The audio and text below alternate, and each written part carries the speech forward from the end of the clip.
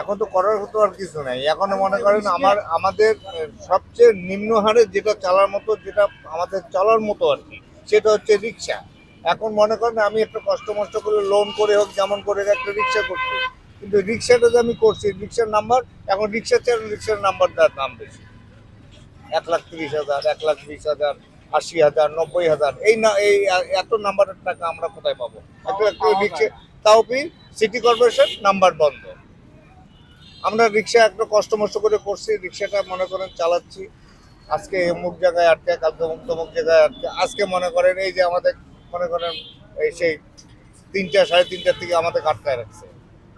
এই যে কখন ছাড়বে, এ মনে করেন আমরা রোজা আছি, কখন ছাড়বে, বাসায় রোজা আছে, কখন একটু ইফতারি নিয়ে যাবো, তারাও ইফতারি করবে, আমিও ইফতারি করবো, এই তো একটা মনে করেন একটা চাপের মধ্যে পড়ে গেলাম। বাসা থেকে ফোন দিচ্ছে, বাবা কোথায়, এখনো আসো না।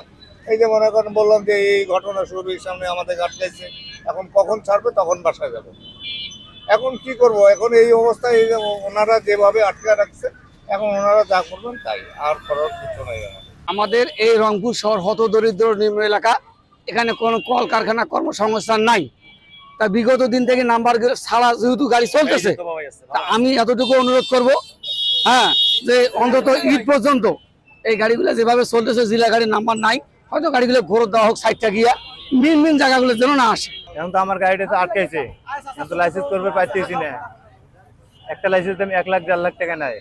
এখন আমরা কিভাবে লাইসেন্স করবো? রমজান মাসে কি করে খাবো গরিব মানুষ? আমার তো একটা কর্ম দরকার আছে। লাইসেন্স দিলে গেলে সবাই টাকা চায়, 10,000 চাবেন, 20,000 চাবেন, 1 লাখ চাবে, অস্থির হয়ে যায়। অন্য অনেক লোকের আছে নাম্বার আছে 10টা 15টা 20টা পর্যন্ত আছে নাম্বার একটা লোকের, আর বাকি লোকগুলো কি করে খাবে?